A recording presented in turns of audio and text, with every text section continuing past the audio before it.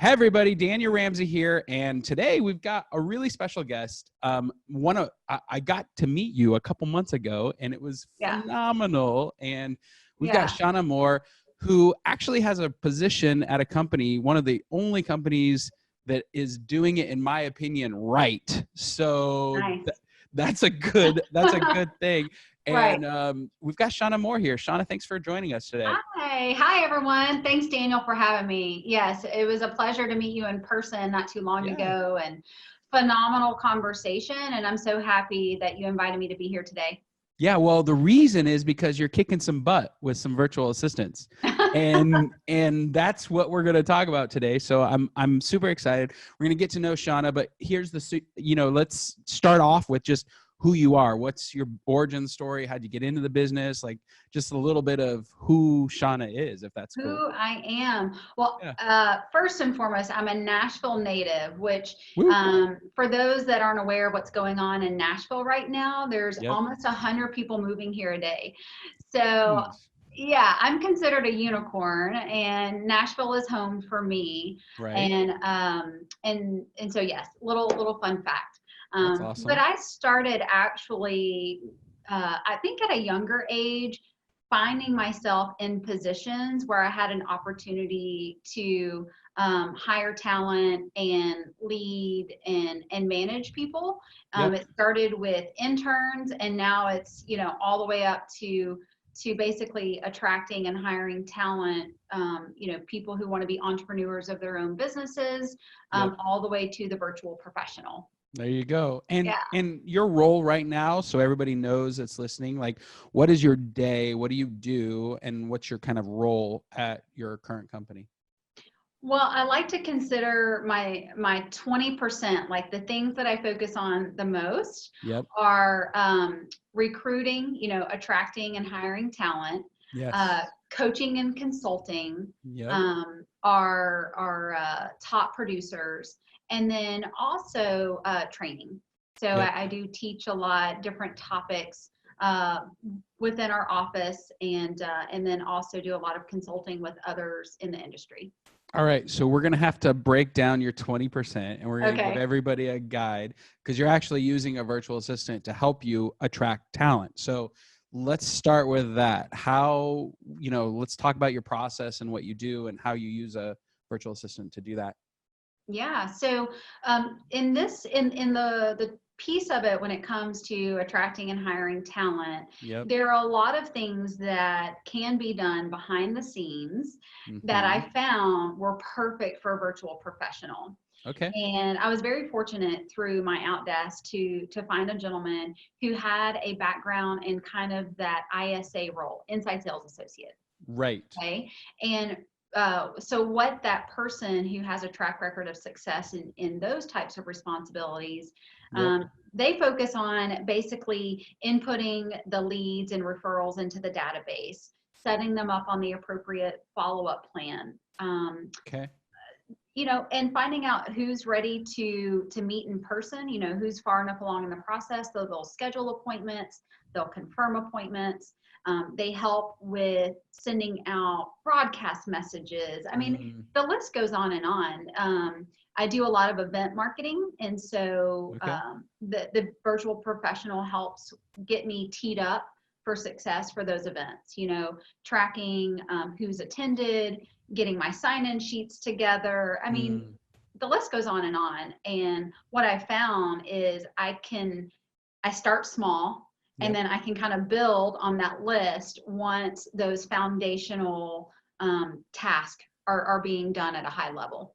So, for the audience who is currently says, okay, we're going to break it down real quick. If you're in business right now, you're hunting two things. You're hunting business, right? New transactions or revenue, and you're also hunting talent. So those are the two things, right? And it really is. Yeah.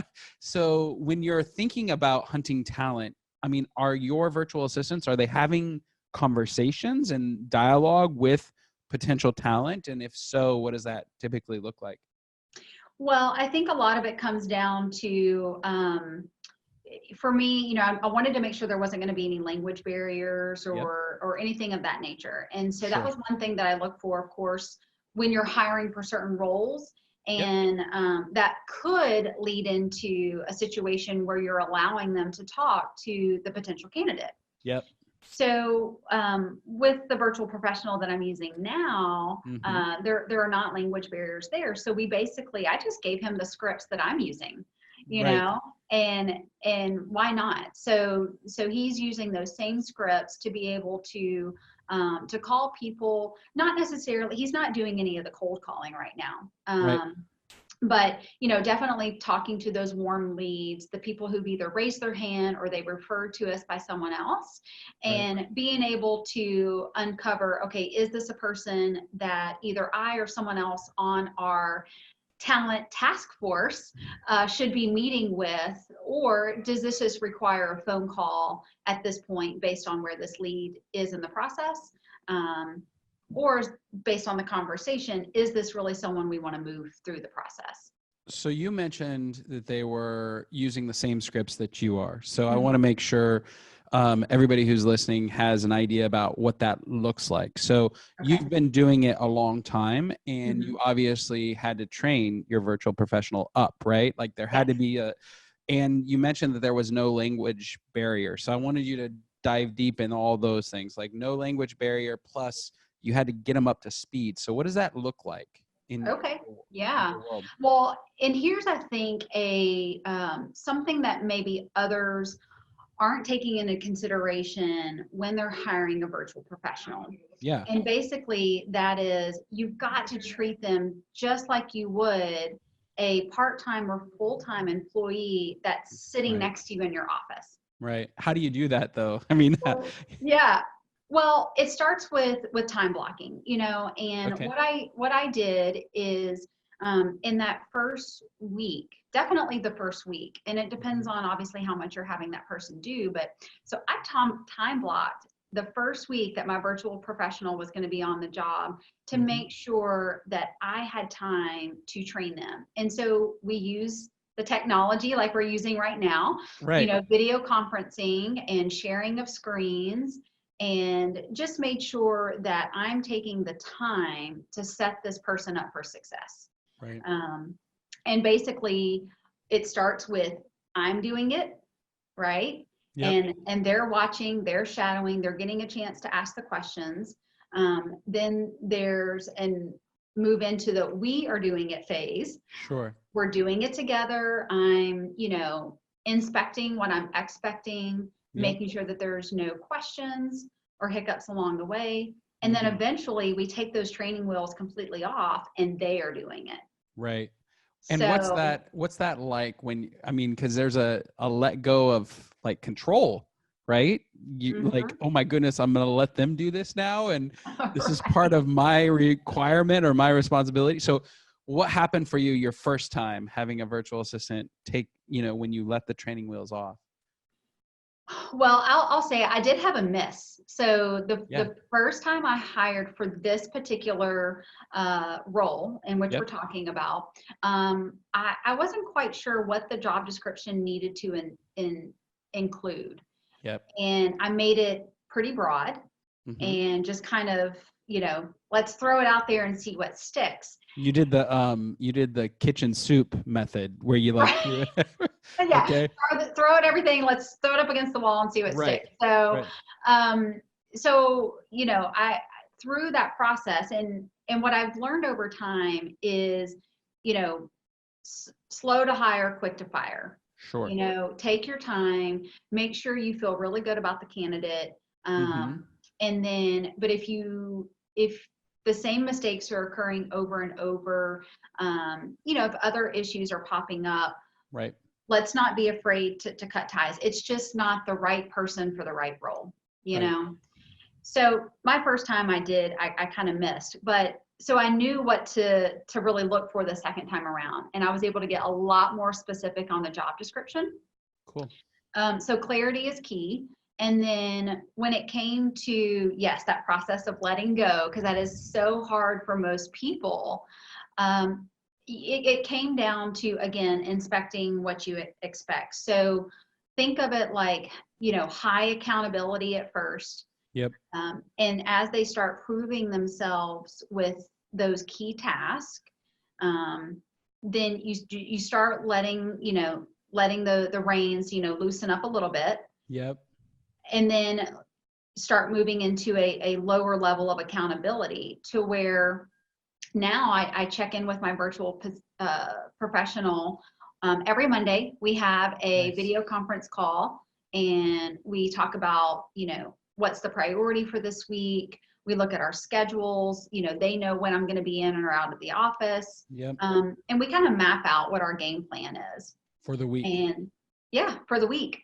Oh, that's interesting. And Yeah. in those meetings, you're likely saying we're on track or off track, or what do we need to, what barriers are you having, or what does that meeting look like? So we do talk about goals. I'm a very goal-oriented person, and No. well, I mean, yeah. Who would have thought, right? Right. So very, very goal-driven. So we talk about, okay, where are we on track to hit our goals for, whether it's this week, this month, the year, how are we pacing? And then what are the opportunities, what can we do to stay on track to hit those goals? What are we not thinking of? What have we not yet, completed or tried? Right. So that's part of the conversation. Another piece of the conversation is, again, talking about scheduling. Mm-hmm. I'm out of the office quite a bit, or I'm training and consulting with people, and so just kind of looking at the schedule, and it's not always like, hey, what can you do to support me? It's also, what can I do to support you? Yeah. How can I tee you up so that you have the tools and resources and everything that you need to be successful in your role? I love it. If you're listening right now, we're talking with Shawna. She's recruiting with a virtual assistant. We're going to have a lot of opportunities for you guys to ask questions. Mike, thanks for the first question. I really appreciate you. We're going to go through a little exercise with Shawna where we talk a little bit more about what you can and can't outsource to or delegate to a virtual professional. What's really important, though, Shawna is sharing with the entire group, which I really appreciate you for doing, your weekly kind of goal sheet. So we'll talk about that. And at the end, she'll give it away for free for you guys, as well as a job description for this particular person, a talent acquisition person who happens to be a virtual professional. So I really appreciate you for doing that. And so if you're listening and you want to give more questions, now's the time. I'm going to ask them, as we go through, Shawna. So watch out. Here they come. Oh, goodness. Mike asked, how do you schedule and track tasks? Meaning, what software do you use in order to make sure, you and your virtual assistant are on point with all the tasks that they need to get done for you? Mm-hmm. There's a couple different programs that I'm currently using. The CRM that I'm using is called Recruiting Bridge. And yep. So that's been a fantastic tool for us. And that's what we use, like you would think of a normal CRM, right? Sure. So that's what that virtual professional is doing to basically do their piece of the work. And you can track phone calls and emails sent and follow-up tasks and all that. Is that right? Exactly. Yeah. Phone calls, texts, emails, all the notes, see what programs, were they put on the right follow-up program, et cetera. Right. So that program has a great dashboard. So we see what's on tap for the day, what follow-ups need to be done. And basically the goal for that virtual professional every day is to get through all the follow-ups that were on point for that day. Yeah. And so that's one piece of software. We also use Slack. So Slack is a great internal communication tool that you can use with your team or just you and that one person. So we have, we use Slack for some internal communication where it gets it out of email and into some different channels. So it's not cluttering up the inbox. Does the whole office, because you have a pretty large team that you work with, including, some virtual professionals, does the whole office on Slack? Not currently. There are a few key members who are on Slack, and it's definitely the program. Now, I will say, prior to the role that I'm in now, when I was also managing another large team, Yep. that office did use Slack. So that's when I was first introduced to it. So you just like it and you use it. I like it. I use it. I think it's a great internal communication tool. Yep. And we found ways to utilize it for certain message points. I got it. And in there, like you might be texting with your virtual professional and you might use, like we're right now on a Zoom call. So you might use that to do face-to-face conversation, right? Well, what I use is Google Hangouts, Right. because we are also chatting throughout the day through Google Hangouts, and that's more for, you know, quick messages, maybe things that are more urgent, things that, you know, either my virtual professional or I need to be aware of in the moment. Yep. And versus Slack is something that we can check, you know, morning, midday, and at the end of the day for just some of the things that we know we need to keep up with throughout the week. So it's like Slack is your informational channel where you might drop something that's not urgent. Google Hangouts or Google Chat is like, I need you now, or this, you know, we got a hot one who wants to talk to somebody. Like that's the spot that's for. Exactly. It's like, hey, so-and-so basically just responded to our text, let us know that they're ready to join. And so I know, okay, great, I need to pick up the phone and call this person. Yep. Okay. We have another. And then going into that, the video conferencing function of Google Hangouts is what we use for those conference calls that we do each Monday. Right. And you can share screen, and it's a great tool. And you can be face-to-face, which is a huge upgrade. I mean, I think it's something like more than half of communication is misunderstood. And when you think about written communication, it's 17%.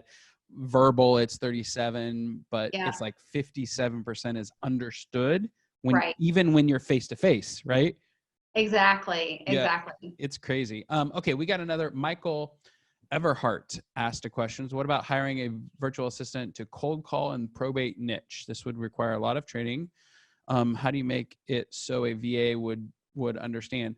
Yeah, probate's a great, and this is Shawna, this is one that I'll answer if you, we might talk about it together, but probate's a great lead source. And I would simply, I would say we've done a video actually on how virtual assistants can do probate, but it's similar to Shawna's world. You need a CRM, you know, the one that we did, we had a guy named Chad on who's with all the leads, and they have a probate system where you can actually purchase probates, leads, and it's a CRM and a phone dialer. So a ton of our virtual assistants are doing that.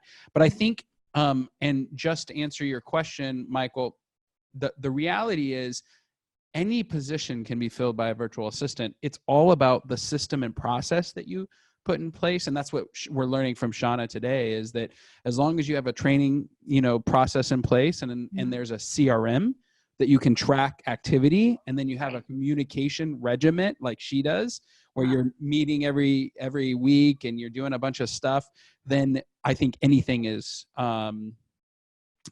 possible. Is that fair? Do you think that's fair, Shawna? Oh yeah, I definitely think that's fair. Anything that doesn't require someone to physically, you know, be present to do, I think 100% could be done by a virtual professional. But you do have to have those systems, the processes, the communication channels in place, and you do need to treat them just like, you know, like I said, someone who would be present. Taking the time to train them and coach with them is important. You know, there's another point here, and I asked you this question at the beginning because you had done recruiting for this role prior to deciding to hire a virtual professional. Right. And I think this is a big upgrade for Michael or anybody else that's listening. We have clients all the time who are like, I want to try this out. And, you know, the try this out mentality just typically fails. I mean, I'll just be honest with you. So in my world, you know, we typically try to stay focused on the things that you're already doing at a high level. If you're generating leads in a particular space and you already know what your close ratios are, how many inbound to outbound leads, like, so you'd want to have a system or a process set up that you're already currently doing, before you hire a virtual assistant to do that. Is that also how you feel, Shawna? I think that is a fair statement. Yeah, I didn't earn the right to be able to add a virtual professional to my world until I was already consistently meeting my goals and had the process in place. Right. And yes, however, by having the virtual professional, it's allowed me the mind space and the time to think of other creative ways. And I lean on that virtual professional and collaborate with them to help me think outside the box and then implement the new things that we're talking Trying about. out. Yeah. Yeah. What okay, so we've covered a lot of ground here. I think it's important for the audience to hear about results and like true, live, real, actionable results. What could you share with us about the system that you've set up and the results that system has created? Mm-hmm. Yeah, if you don't know, well, you have to identify your goals, right? Yeah. And then you have to track them Mm-hmm. consistently, Sure. right? So those two things are, I think, the key components there. Sure. And so when it comes to the virtual professional, I understand if I'm not reaching my goals, then is it because of something I'm doing, or is it a lack of something that they're not doing, or both? Mm-hmm. So just kind of going back and reevaluating, how are we both spending our time? Are we focused on the things that are actually going to move the needle forward? If we're both doing that and we're still not getting the results that we want, Right. then maybe it's either a mismatch in the role. We either need to add some additional training, to the mix. And if that still fails, then obviously maybe we just don't have the right person. What I love about what you're saying, and I don't know if there's a nuance in what Shawna's doing right here, is she's saying if we're not hitting our goals, then we need to reevaluate. Am I supporting my virtual professional correctly? Mm-hmm. What are they doing every single day? Let's make sure that what we're doing on a daily basis is aligned with what our goal is, meaning Right. are we spending our time on the most important things? Right. Why is that the first question that you always ask?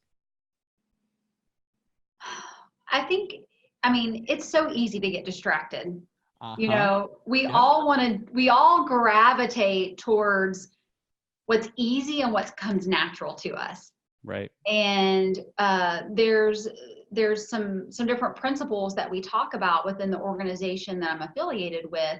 And one of the key principles to success is this concept of E to P, being entrepreneurial versus purposeful. Right. And doing what comes naturally and entrepreneurial is the fun thing, but we're going to keep hitting a ceiling every time we do that if we're not being purposeful. Right. So it comes in really thinking about, are we operating in our 20%? And if, are we being purposeful? Can we break through that ceiling? So I love it. What are some of the things that you use your virtual assistant for besides the recruiting piece? Like when you're out there in the world, what's something that you rely on them heavily as a talent recruiting person? Well, we have a very multifaceted office. Yep. And we actually have 3 virtual professionals as a part of our team. Woo-woo. Yeah, exactly. And it really did, I think, take us thinking outside of the box, Yeah. So we have, like we've already talked about, this virtual professional helping out on talent acquisition. Yep. We have a virtual professional that's helping us with more of the contracts, compliance, going behind the scenes and reviewing everything that's been submitted by our associates, making sure the I's are dotted and the T's are crossed. It's a compliance slash APAR role. Is that right? Is that what you would call it? Right. Exactly. Okay. Yep. And then a third professional is helping with the kind of day-to-day administrative task that, don't require someone to be here physically. Like what? Of course, data entry, content creation, organization, all the things. And those three folks, I'm just kind of curious, if there was a crazy event tomorrow that yanked all those three people away, what would that do to your internal staff? Like, how would that change your day or your week or your month or even your year? Like, if they just disappeared? Woo!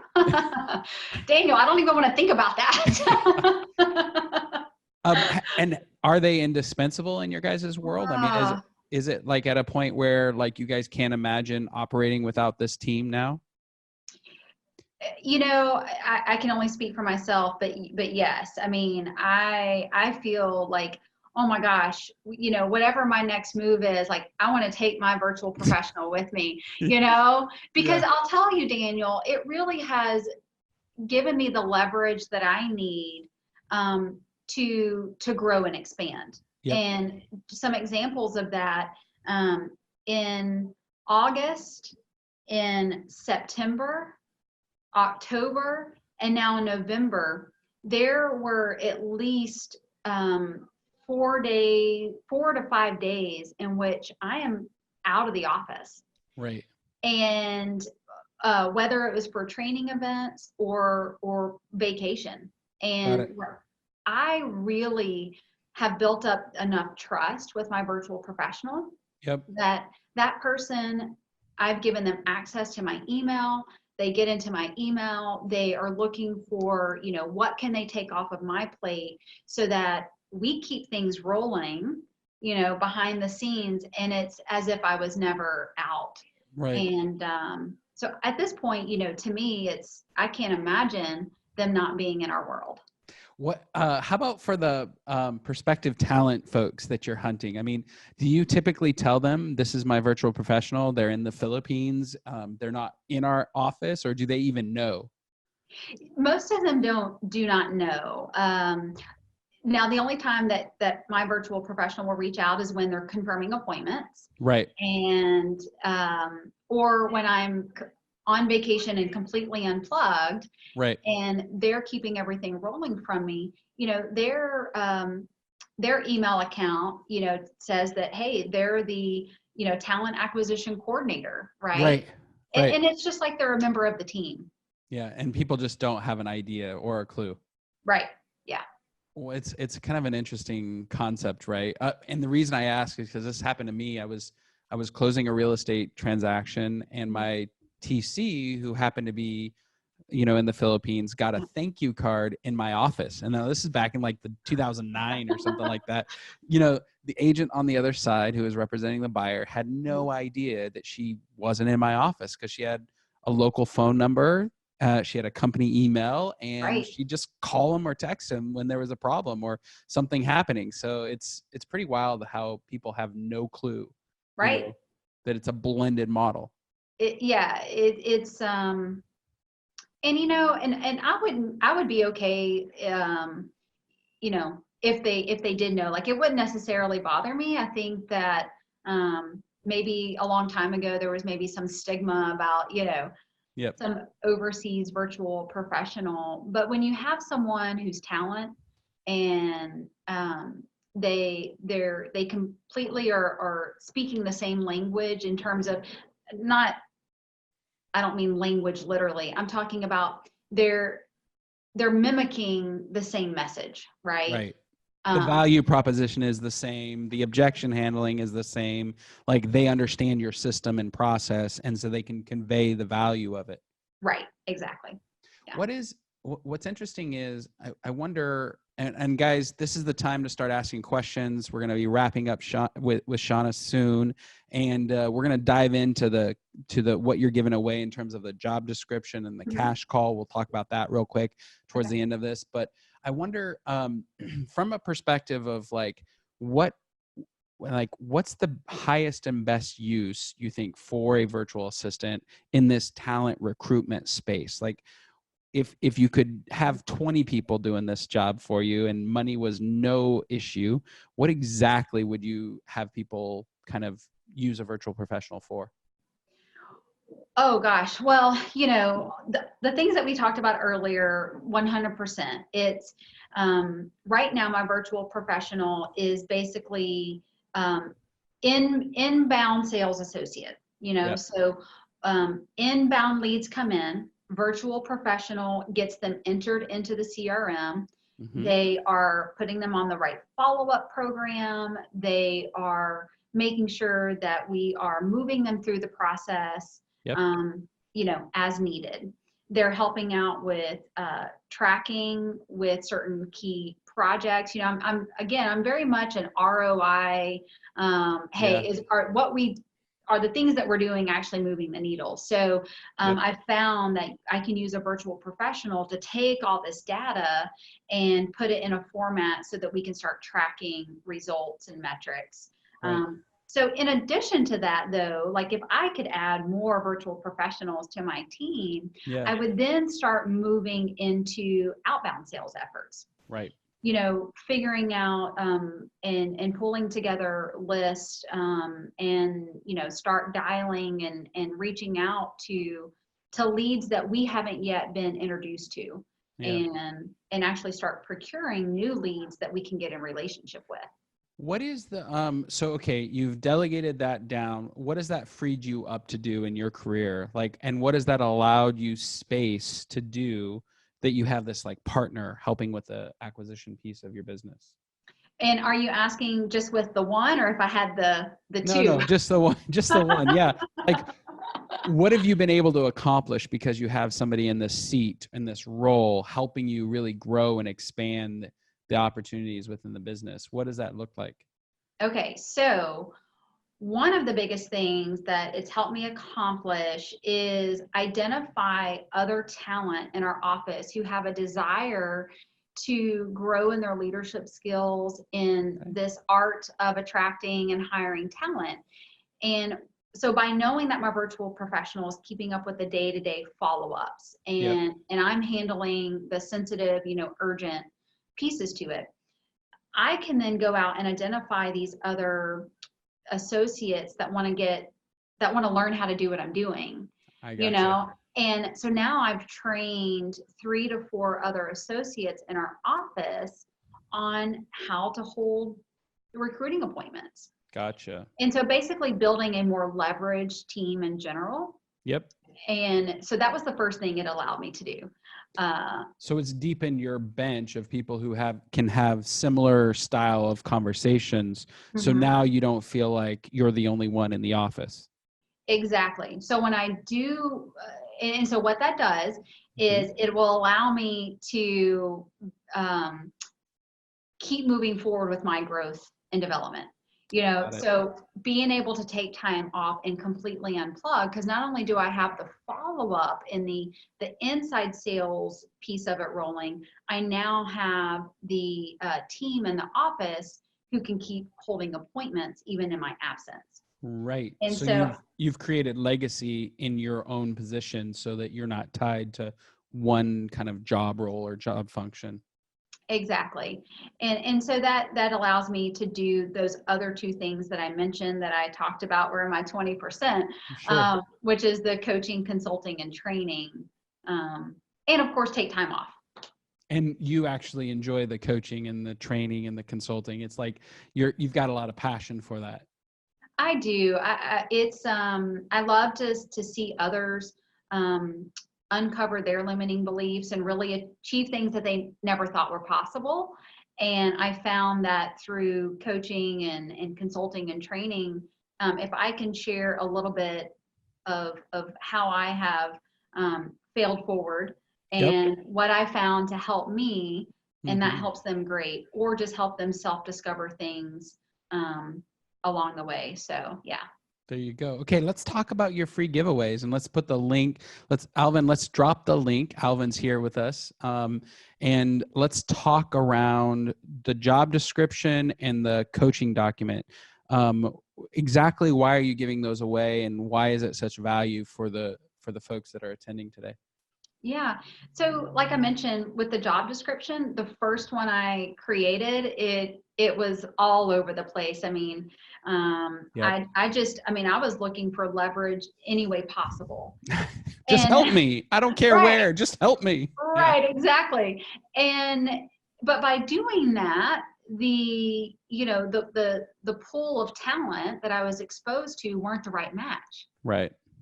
So I just felt like by sharing a job description that truly helped me find the right person, Yep.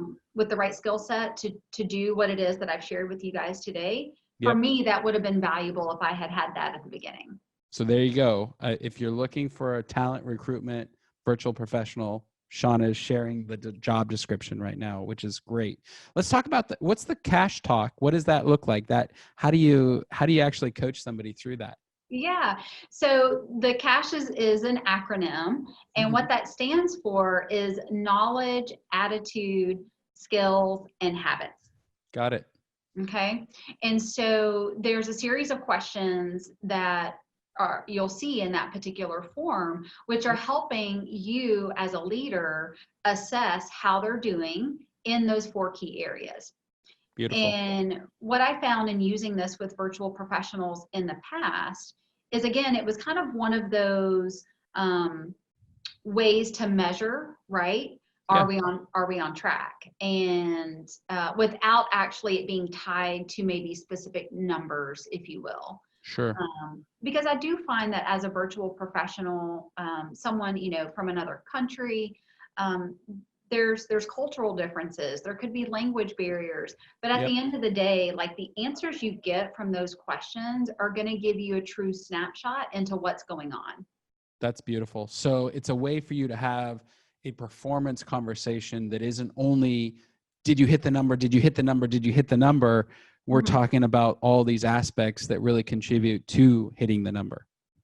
Exactly. What's going on behind the scenes? Because you might uncover something in that conversation where it's like, oh my gosh, the light bulb goes off, and you're like, no wonder we aren't, hitting the numbers, or something hasn't happened yet. Because I think sometimes we just have to remember, like, we're all human, and in the virtual professional, they want to be poured into just like the rest of us. Yep. And so the conversation, and that's what I would consider it, right? It's just a conversation. But those are the answers that you can use to basically facilitate the conversation. Well, there you go. I hope that's a lot of value for you guys. I really appreciate your time today, Shawna. What's the advice that you'd like to leave the group with? And as we close out, we've got the links in the thing for the sample job description, and also the cash talk, which is a coaching platform tool. It's a really cool thing. So thanks for giving that away. And what would you want to leave our audience with as we walk away? Well, one of the questions that you and I had talked about in our conversation is, what do you look for when you're recruiting? Yeah. And I think whether it's a virtual professional or, again, a full-time employee, some of the things that are key for me is, alignment with culture. Yes. I feel like if there's not an alignment there, that it may not be a long-term fit. Sure. So alignment with culture. I think you're also looking for a track record of success. Yeah. And to me, success also includes failure, and are they willing to talk about that and talk to you about what they learned through that process? Sure. And do they really show signs of grit, passion and perseverance? Do they have experience in the 20%? Right. So that's why I told you, like, that job description, okay, that's the 20% for someone that you want to get started in your world. Sure. If you're doing what I'm doing. Another key component when you're looking at talent versus non-talent is, do they have a language of accountability, or is their language more from a victim mindset? One of my favorite, somebody asked me the other day, how do you know when somebody, because in a job interview, I love salespeople, right? Salespeople are the best at selling a product that they know intimately. Well, guess what? They know themselves really well. So, I often laugh with colleagues. I'm like, the best time a salesperson presents is when they're presenting about themselves, right? Right. So one of my favorite questions you might ask is, what's some of the self-talk that, like, you tell yourself when things are dark? And that's another way of finding out, are they in victim mentality or are they an achiever or somebody who really strives for continuous improvement? And so that's one of my favorite, like, what's some of the self-talk you have, and that'll open up the conversation. Very much so. And then that last thing that you said was also, I think, to kind of round out some of the key things that you're looking for is, do they show signs of being learning based? Yeah. Do they already know it all, or are they willing to learn and take on new challenges? And have they shown a pattern of that throughout their, professional history? So when you're recruiting folks, you're recruiting real estate people or people who want to own their own business, and learning is a piece that really matters for your organization. So how do you uncover that conversation in your recruiting space? Right. Well, I think, there are signs of people, again, who, in the language that they're using, are they someone who they already know it all, right? Or are they talking about, I like to ask, like, okay, what books are you currently reading? Right. Hey, what's your favorite podcast? Sure. And just kind of maybe asking questions that are related to help me uncover that answer. That's gold. All right, Shawna Moore. I really appreciate your time. You're recruiting talent with a virtual professional. You've given your heart and soul today, and we so appreciate that. Guys, we've got a true professional here sharing her secret sauce. I really, just again, thanks for being here today with us. Yeah, thanks for having me. This was awesome, and maybe we can do it again sometime. I love that idea. And guys, if you're listening, jump on. Before we leave, we're going to give away a copy of our free book. So Shawna, we wrote a book, which is super cool. And all you have to do is text the letter SVP, so Scale with Virtual Professionals. So S as in Sam, V as in Victor, P as in Paul, to 31996, and you'll get a copy of the free book. We're going to start selling it soon. So this is a pre-release copy. So you get an electronic version. You can get it on Kindle or PDF, or I think there's another version, Kindle, PDF. Oh, an ebook. Ooh. Yeah. So you can look at it on your phone. That's awesome. But guys, definitely get a copy of the book. Shawna, everything you've talked about here, I can tell you're a master at what you do. I really appreciate you sharing today. And thanks again for being here. Yeah. Thanks for having me. Bye, guys. Bye.